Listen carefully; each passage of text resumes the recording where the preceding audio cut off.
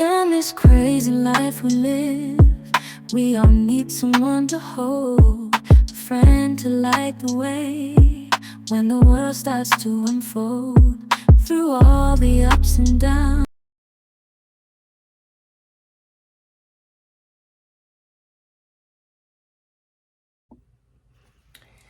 Hello, and welcome back to another episode of Hey Girl, Look.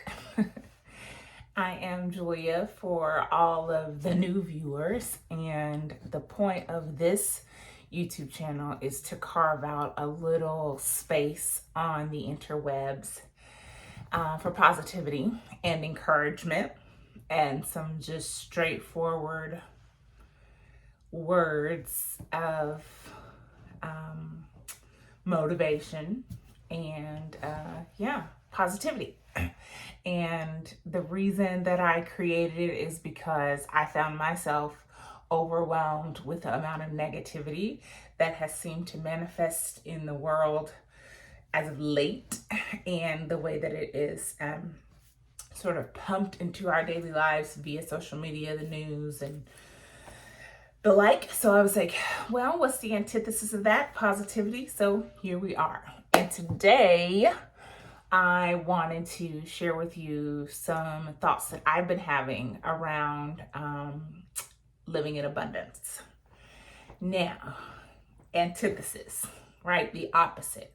Right now, we probably, as a country, anyway, if you're in the United States watching this, you're probably thinking about or preparing for an existence of scarcity, just due to the cold, hard facts of the shape of the economy. It is unfortunate, but it's true that many of us have been having existence that has not been what one would call as abundant. Many of us live paycheck to paycheck, one paycheck, things really can turn around for us, and that's just the reality of it. Others of us have experienced, outwardly what seems like abundance, and no matter where you are in this sort of financial landscape, I can say that we all have been now thinking about what our day to day will look like just based on what the economy is doing and projecting on our households. And that can crop up a lot of fear, especially if you are living in a society that is based largely on capitalism, like as an American ours is. And when we've been taught to do better than the first generation or the generation before you, or to get money, as the slang say, get in your bag, celebrity, wealth is what has been sort of pushed to the forefront. So it can be hard to let go of this sort of fear of scarcity. But instead of living in this scarcity mindset, being afraid of losing or not having enough, or things are going to go bad, or if I miss a paycheck it's just all over, or however it should maybe manifest in your life or in those who are close to you's lives, I would like to extend to you today just something different to consider. Maybe consider a life of abundance, a mindset of abundance. This idea that you can think yourself happy, that not necessarily that you can think yourself suddenly rich, because people would suddenly start meditating and then money would start falling out of the sky. But when I think of that, I think of what actually does that mean? What does abundance look like? Is it necessarily more money? And I don't want to gaslight you. Okay, I'm not being ridiculous here in thinking that we don't need money, because we do. Bills, lights, providing for family, food, all those things cost money. But this feeling of peace is what abundance to me sort of represents. That I have enough, that there will be enough, that everything is going to be okay, and more is going to come to me in just the amounts that I need. and maybe even more in amounts that you can share, but never not enough, right? If you are a believer in God, maybe Christianity is your faith of choice. I grew up with Christian teachings, and oftentimes the elders would say, look how far he has brought you. He meaning God, look how far God has brought you. Do you think that now he's going to suddenly just drop you? Did he bring you this far just to bring you this far? And even if you are not a believer in God or Christian teachings or anything like that, you can think in practical terms, like you've lasted this long, you've been okay, sure, rough patches, absolutely, really low places, homelessness, living in cars, getting government assistance, having to ask for crowd support. Those can have all been your truth, but you're still here, you're still standing. And for that reason alone, you can adopt this sort of abundant mindset. There is enough for you, and there is more to come. So some things that you can do to exist in this abundant mindset is to first check in with your thoughts. Thoughts becomes things. I had an old boss that she used to say that all the time. And it was hard for me to take that in from her because she was my boss and they had this really flourishing company and they had several properties that they owned and they were jet setting and there was money. But I don't know how much that phrase really meant to her because she grew up with wealth, generational wealth.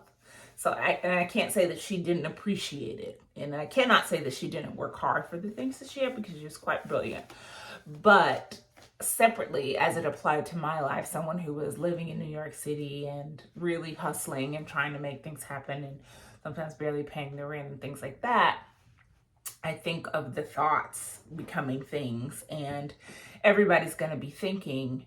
So if you are thinking, why not try and focus your mind on the positivity and on this abundant mindset, having enough, having peace with what it is that you have, and not letting the need to acquire or attain more overtake you.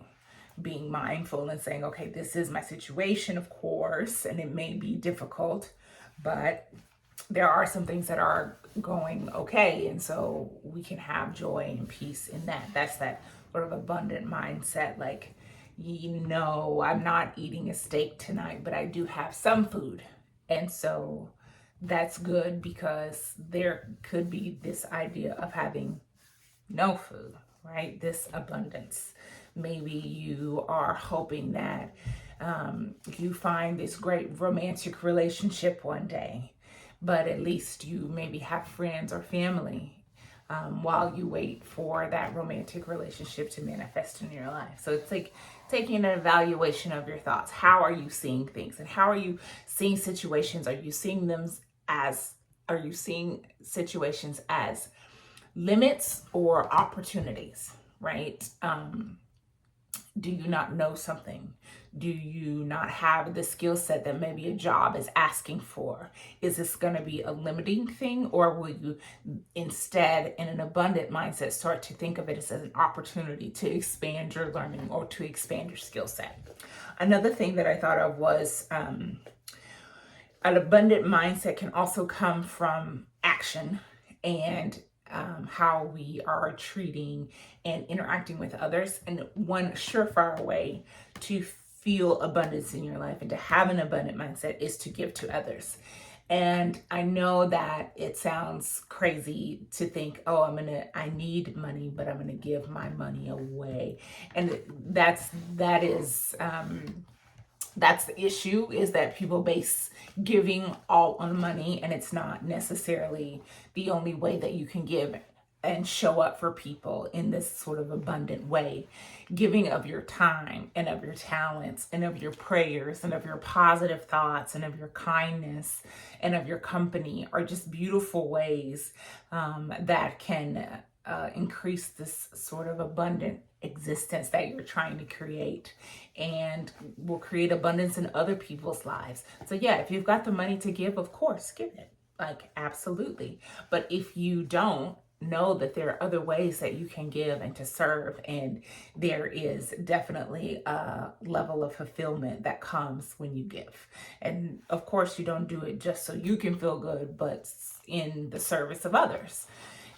It is a personal life goal of mine to live a life of service. I've watched my parents live a life of service, and even though we had a lovely upbringing, I would say, if you were to categorize it, I'd call it middle class, maybe even like lower middle class.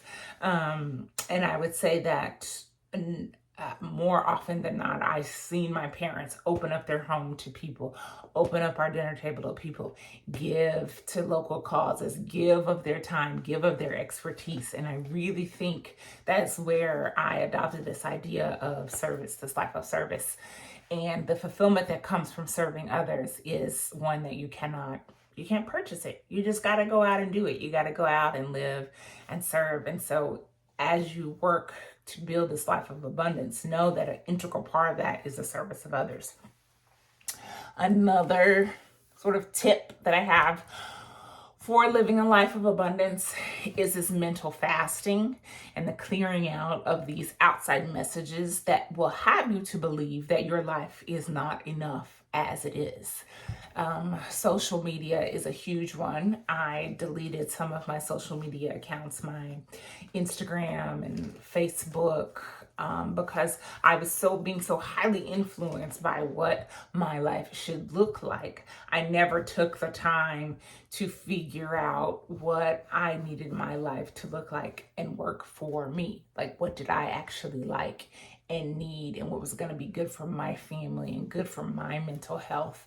And so one of the intrusive sort of entities was this social media, this constant inundation of these picture perfect lives and aesthetics and ways of sort of operating that may be working for these people and could be true, but it just was so far out of my reach. It really made me feel as though I wasn't enough, and that is far from the truth.